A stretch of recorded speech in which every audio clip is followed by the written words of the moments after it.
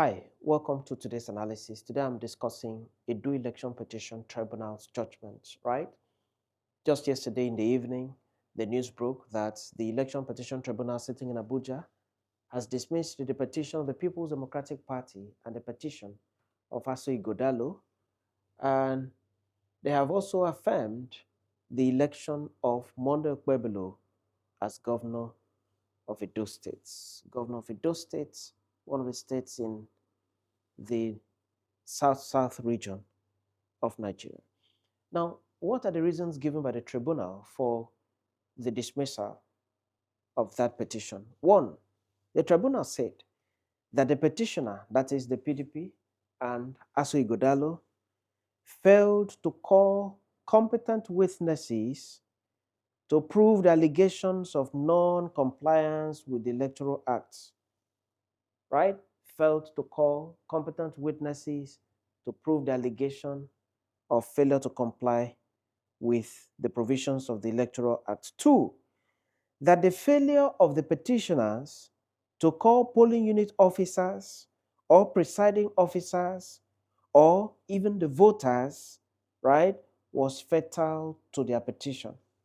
Failure to call those electoral officers, the presiding officer, the assistant presiding officer. I've done election before when I was in the university and also when I was doing my national youth service in Osun State.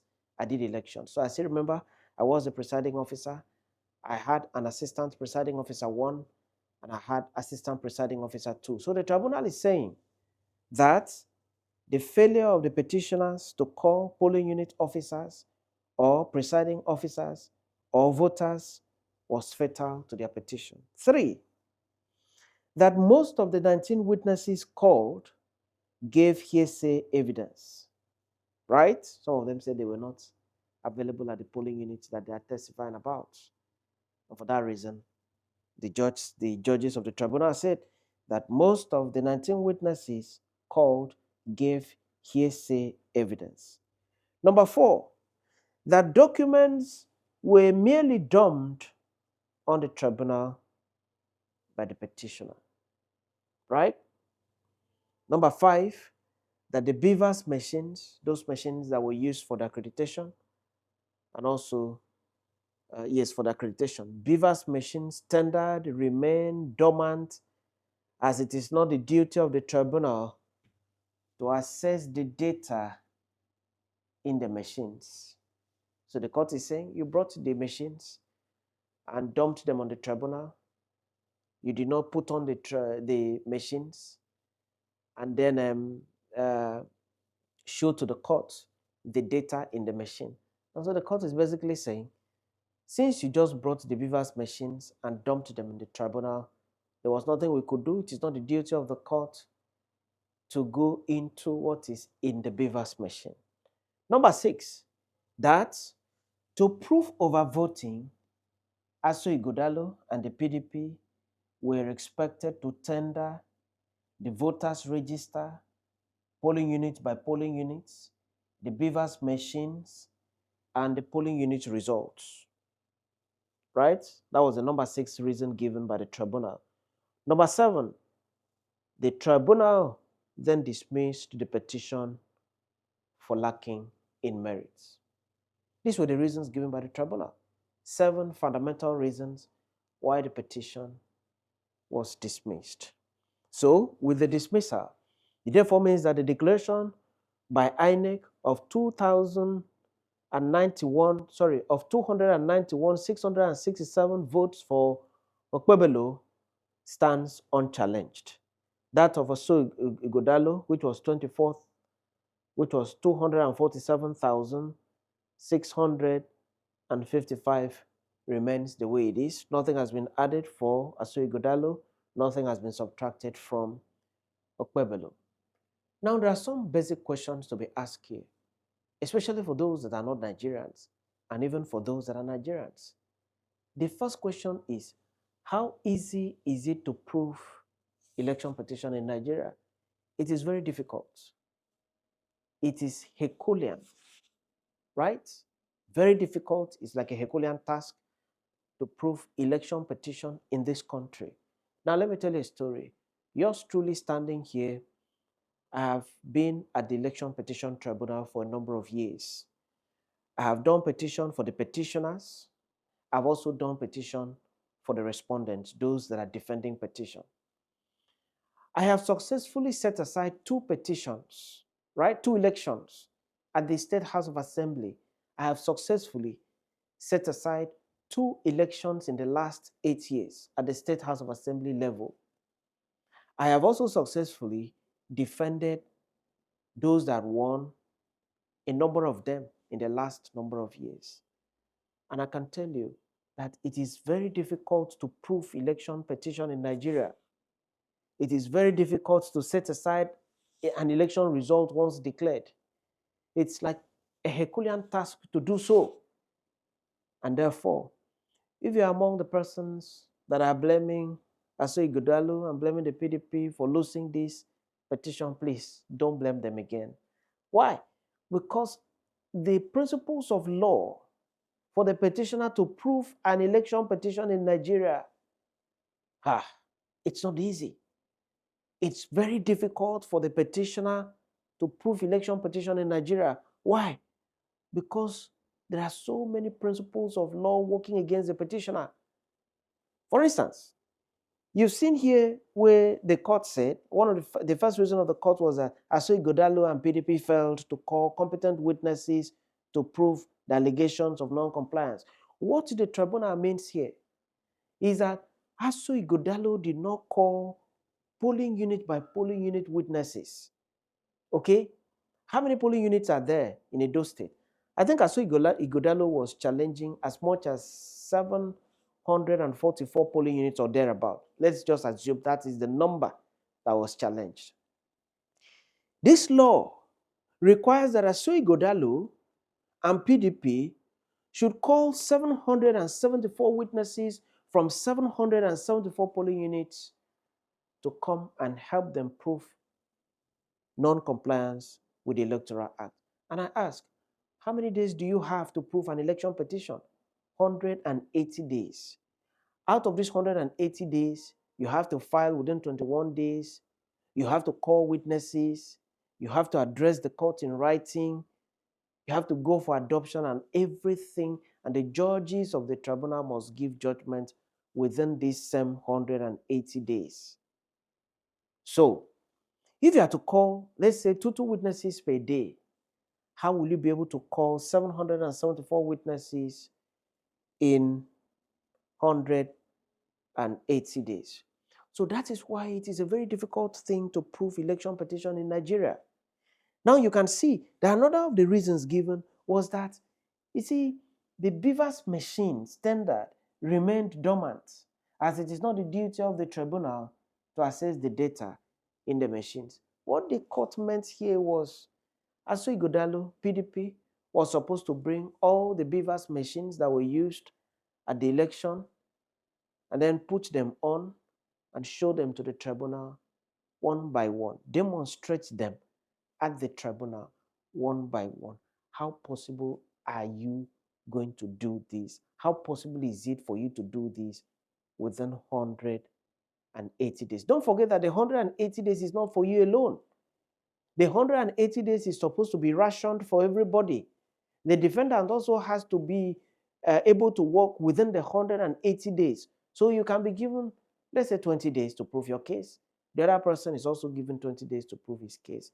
So that is why I have said here, it is difficult, it is Herculean to prove election petition in Nigeria. But it is not impossible. But most petitions fail. I've told you I have successfully set aside two elections through election petition. I tell you, if I tell you what it took me to set aside these two elections, it took me so much sleepless nights and a lot of work for me to be able to set aside these two elections. So it's not easy, but it's not impossible. It can be done. But note that most petitions fail at the election petition tribunals in this country. So the other question is, what next is there for Asue Ighodalo, right? What next is there for him? He has gone to the tribunal, he has lost. So what next is left for him under the law? One, He can decide to stop there. He can just decide, well, I have tried my best. I sought to challenge the election results, but I have not been able to challenge it. So I decide to stop it at this point. Right? It is his choice. He can decide to stop it at this point. Number two, he can go on appeal. Right? If he decides to go on appeal, the next question is, how many days does he have to go on appeal? The answer is, he has 21 days to appeal. By the Constitution of the Federal Republic of Nigeria, he has 21 days to appeal. Now, if he fails to file within 21 days, the appeal becomes dead on arrival. So he is expected to file within 21 days from the delivery of the judgment. Despite the fact that the judgment was delivered at night, yesterday has already started counting. So he has 21 days dots. No extension of time can be made to enable him appeal outside 21 days. Election petition matters are very strict. If you miss a point, that's the end of the tribunal. No mercy whatsoever. You miss a point, it is struck out, and that's the end of the tribunal, of the matter.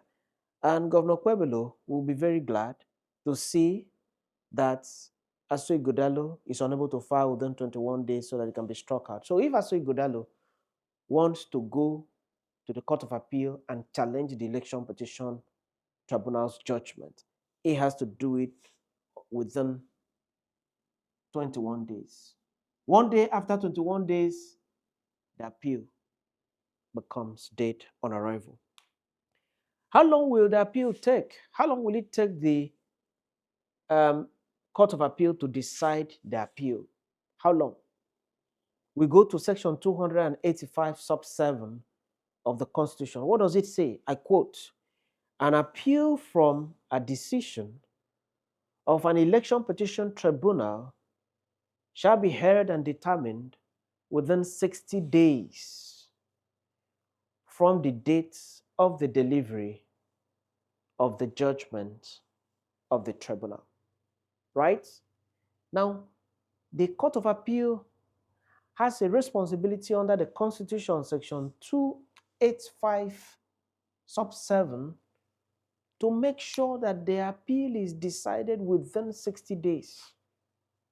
60 days from the delivery of the judgment. So it's usually something that takes a lot of energy from the appellant. You must do everything, present it before the court, and the court has 60 days to determine the appeal arising from the decision of the Election Petition Tribunal. Now, there is this question that I have decided to ask. What's the way forward? Because it looks like it's almost an impossibility to set aside the election of a governor and of a president in this country. So what's the way forward? For me, the first recommendation I would make is review the role of academics in election. Review the role of academics in election in Nigeria. It got to a point that the belief was that those that teach in the ivory towers, university professors, university lecturers, high-ranking administrators in the universities, that they can be trusted with election assignments. It was for that reason that Nigeria decided to use only those in the universities, institutions of higher learning, as the administrators of election in Nigeria. So on the day of election, they are deployed to various polling units, given roles to play as collation officers, and so on and so forth. In the last number of years, these persons, lots of them have behaved very commendably. They've done well, but others have not done well. If politicians have been rigging election in this country, they cannot rig without the participation of the persons that have been given the materials to go and conduct election. And that is why I am saying the way forward for Nigeria is, first, Let us review the role of academics in election activities in Nigeria. My second recommendation is courts should review most principles on election. The courts of this country, especially the appellate courts, should review most of the principles on election. When the court says that you must prove irregularities polling units by polling units, it is an impossibility. It's not possible. So if I'm challenging 1,000 polling units, right, I am saying that there were irregularities in 1,000 polling units. The law requires that I should call 1,000 witnesses, and I should do so within 180 days. Let us be real to ourselves as a country. It is an impossibility. And therefore, when the courts making these principles, these are Herculean principles, I am of the view that the courts should review most of the principles on election in Nigeria. Number 3, collation is where the biggest fraud takes place in election in this country. Collation. After the polling units, materials are moved to the next point, which is the collation point at the ward center, and also at the local government center, and also at the state center. These are the layers where the biggest fraud have taken place in election in this country. And so we must do something as a people. If we want to move forward in our election jurisprudence and in our election activities generally, we must address the issue of collation. It should be done real time, in my suggestion. Make it online, real time. Let everybody be able to see. That way, it will be difficult to juggle. And the courts in this country should also accept electronic gadgets in election. When the courts say that beavers, when the courts say that collation result on the screen that was displayed is nothing, it's just a show. No, I think that the courts should change principles and make those things to be applicable and acceptable and make those things to count. Finally, and most importantly, my recommendation is that we should introduce electronic voting in Nigeria. Let us have electronic voting in Nigeria. Until we have electronic voting in Nigeria, it will be very easy to juggle votes. It will be very easy to somersault the votes of one man with the votes of another and give undeserved victory to Mr. B, whereas Mr. A had won. I do hope that Nigeria has learned lessons in the many years of our democracy, in the many years that election results have been taken to the tribunal and have been taken to the Court of Appeal and to the Supreme Court. I do hope that Nigeria would be worried enough to seek review of our electoral process. Look at what happened in Ghana. What's the percentage of victory between each presidential candidate in Ghana and the other? Is very minor, it's very small. We should have that in Nigeria, and we should have an electoral process that is very transparent. If this situation remains the way it is going to be difficult to win election petitions, especially governorship and presidential election petition in Nigeria. But what do you think? Do you think we should continue this way, the way it is right now? Do you think our leaders must continually be decided by the court as against the votes of the people at the polling units, where it counts for everybody to see, or the votes of the people with your phone and laptop, where it also counts real time for everybody to see? What's your own opinion? Drop it in the comment section so that together we can also continue to discuss the things about the principles of law and also the suggestions about how we can make our electoral system even better, than what we have in other countries in sub-Saharan Africa and in other countries of the world generally. Many thanks. Do remember to subscribe to this channel. Do remember also to follow the channel so that together we can have a bigger community where we sit down to learn. Many thanks.